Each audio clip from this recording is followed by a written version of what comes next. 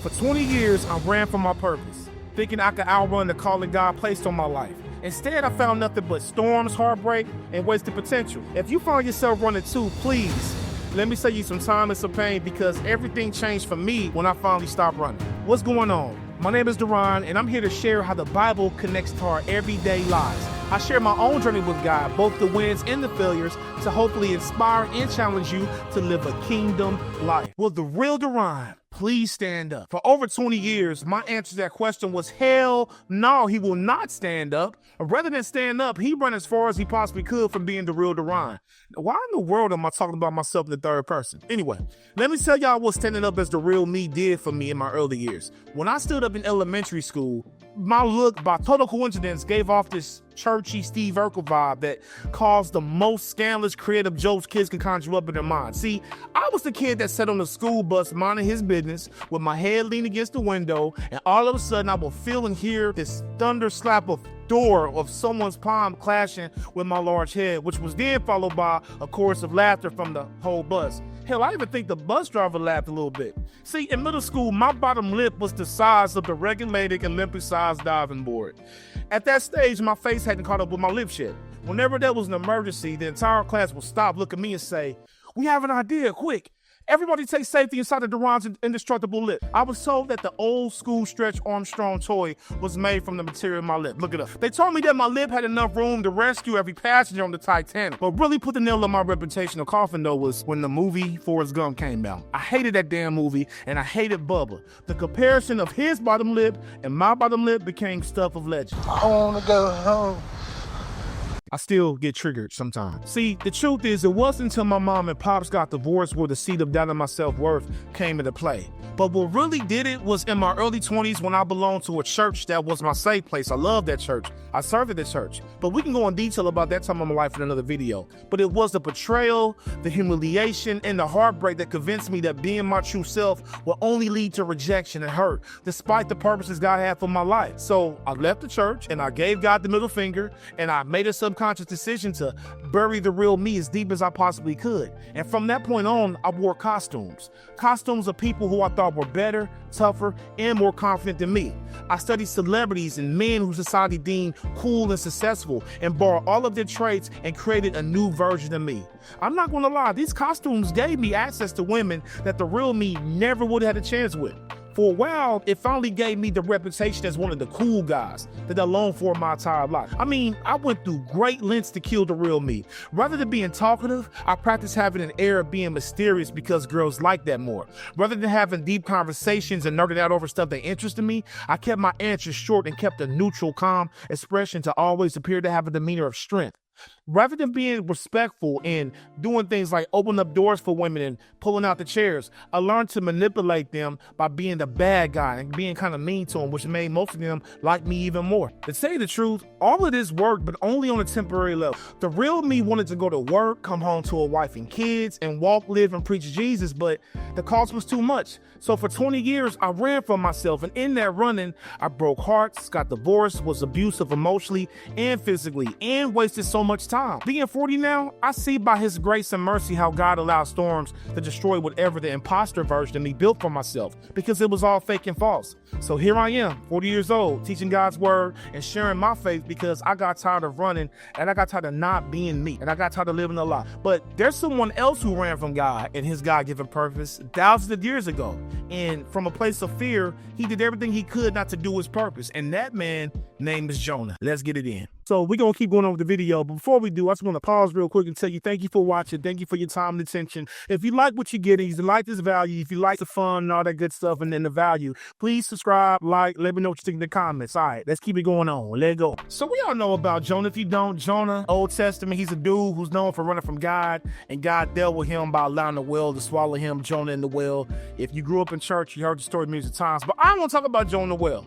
I want to talk about everything that happened before the whale came, which is it's messed up and funny all at the same time. So Jonah's just sitting there chilling, minding his business, having a coconut smile, sitting Indian style, playing with his sandals, playing with some sticks and sands, looking to see the fish, having fish and bread. just chilling. And Jonah kind of seemed like, in my mind, I imagine Jonah being the type of dude, pays his taxes.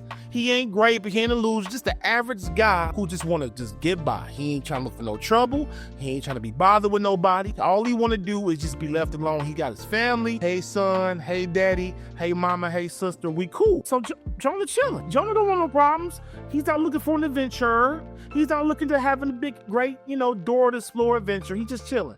But out the blue, the voice of the Lord come to Jonah and say, yo, Jonah, I want you to go to this place called Nineveh. And I want you to tell the king of Nineveh that they tripping and they evil. If they don't turn from their wicked ways, I'm going to destroy everything and everybody, right? Now, you would think Jonah, who's an Israelite, a Jew, who grew up doing the ways of the Lord. There's plenty of stories like this before Jonah, of Jonah hearing about Moses and all this stuff about, God talking to people and miracles and stuff like that. You would think he'd be like, yes, God, because I believe you and you did it for Moses and Abraham. You're going to do it for me, and I'm going to trust your word. They grew up like that. They were real strict about their history of who God was back then.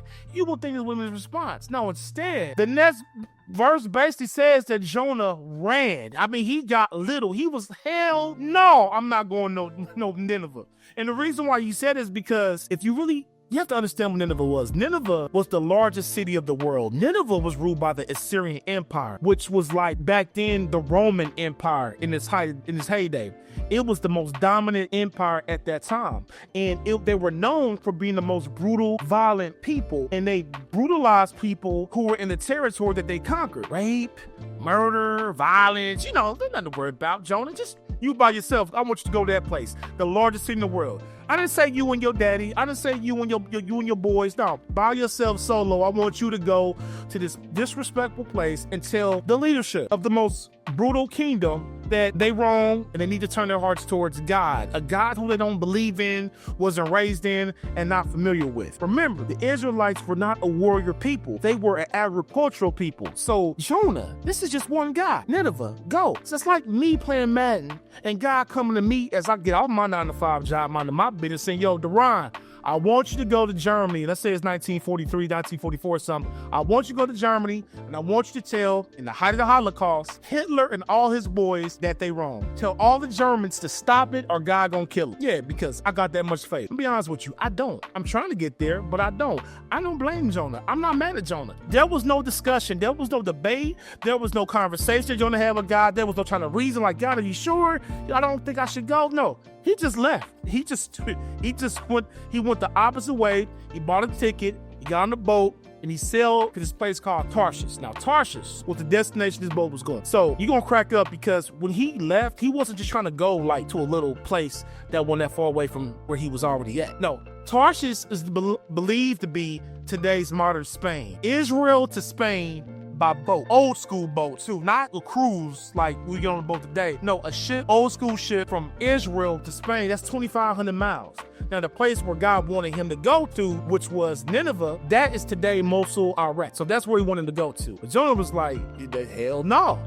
He just said, hell no. I bet after God told Jonah that, I bet Jonah wish he had could have found a way to ignore him.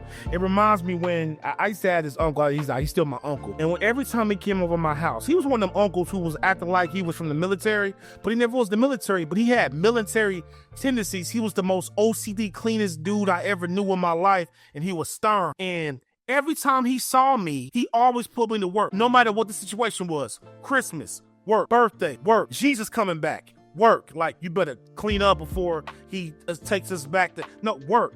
He always put me to work. And so it got to the point, because you come over my house telling me what to do in my house, with my mama's house.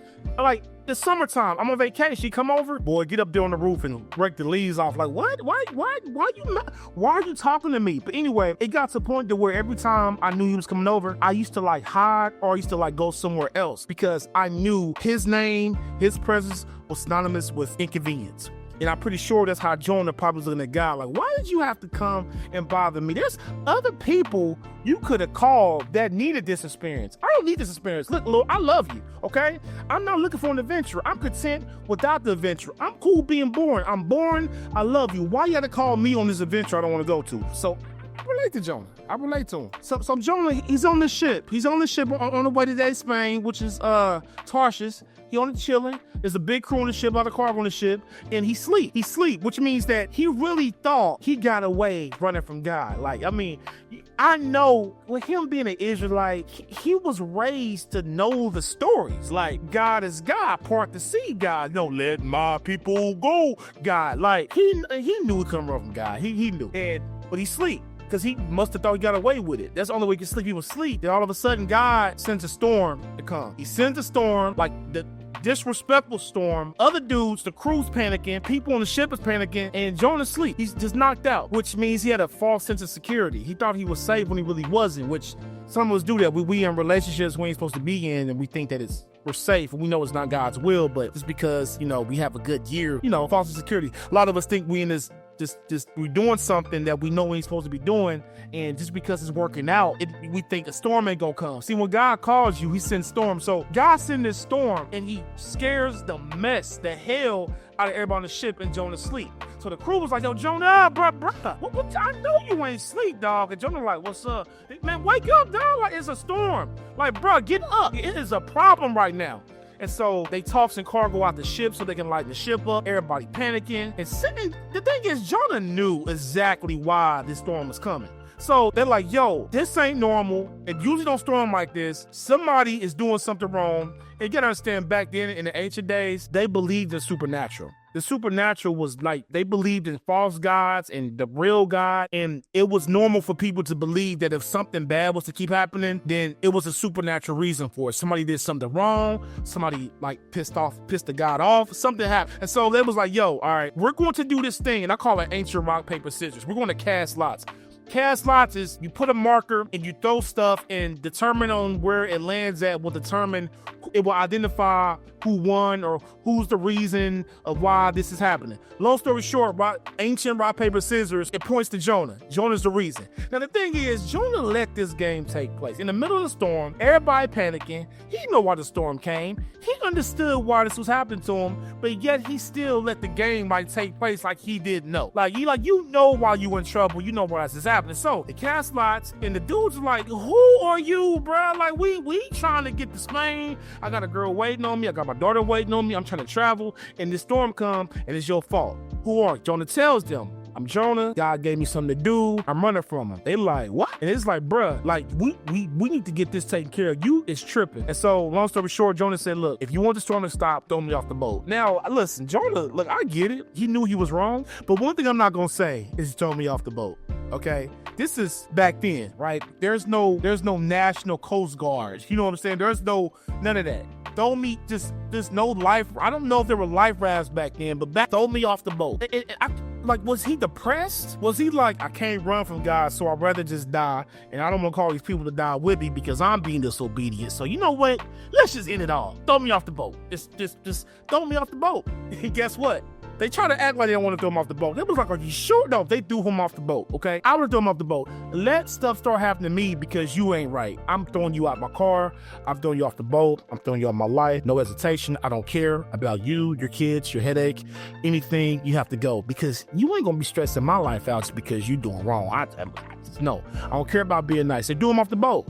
And that's when the whole thing happened. Now, this signifies something very, very, very deep. Now, it sounds pretty intense that God was in the storm. Like, Jonah ran, and God's response wasn't to tell him again. God's response was to send a storm.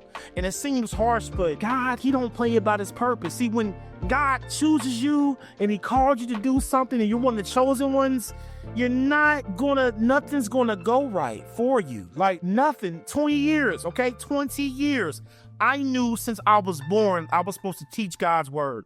I knew since I was born, I was supposed to be who I was supposed to be to do God's will. And look, for 20 years I ran. And out that 20 years, storm after storm after storm after storm. Divorce, rejection, being laid off, being bullied, being teased, not fitting in, trying to be, a sinner in these sinning places, and I quite really didn't, broken hearts, broken relationships, being with women I should never been with. All because somewhere on the line I was convinced that being on this boat was more important than go where God wanted me to go. And what God do is he will send a storm. So if you wondering why last year you just quite wasn't working out, and if you knew that you was doing something God didn't want you to do, and you knew what you're supposed to be doing, but you ignored it, that's probably why. God will not let you have peace until you submit to his will. See, you may have a false sense of security like Jonah did. Jonah was asleep on the boat. He thought he got away with it. And I know what that is. You know, when I got married, I knew I was cool. I'm straight, right? But I wasn't fully surrendered to God. You know, I wasn't surrendered to God, and storm after storm after storm after storm came.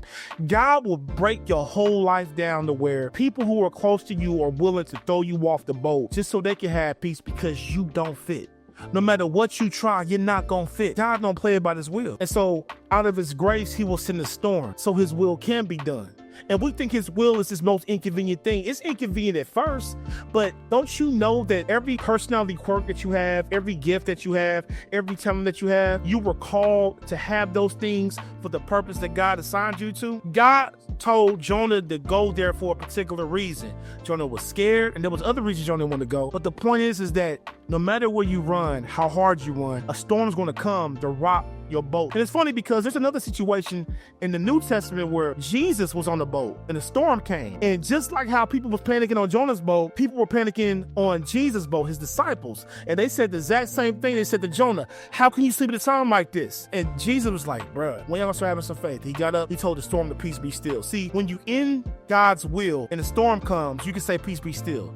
When you're outside of God's will and the storm comes, you get thrown off the damn boat, okay? And so you gotta make sure that you're in his will, because he's gonna keep sending storms. Ain't nothing gonna work out. No matter how hard you try to be somebody you're not, no matter how hard you try to make that costume relationship work, it's never gonna work out. Now, to end the story, Jonah ended up going to Nineveh, and he ended up telling the king what he's supposed to know. And guess what happens? To his surprise, the king and all the people repent. God, we're sorry. So all that fear, all that running, all that energy of doing the wrong thing. I mean, storms and getting swallowed by whales and all of that unnecessary stuff he went through, when the whole time God knew what was going to happen if Jonah would just obey. And I had to ask myself, was God telling Jonah more about Jonah's faith or more about the people of Nineveh's salvation? See, when he's calling you to save some people from destroying themselves, some people need to hear your story, but he's also calling you so he can show you how powerful he is by watching him work through you. And one of the biggest, if not the biggest mistake in my life is me taking 20 years, wasting 20 years of running just to realize that. But here I am, God, and God is good. Peace.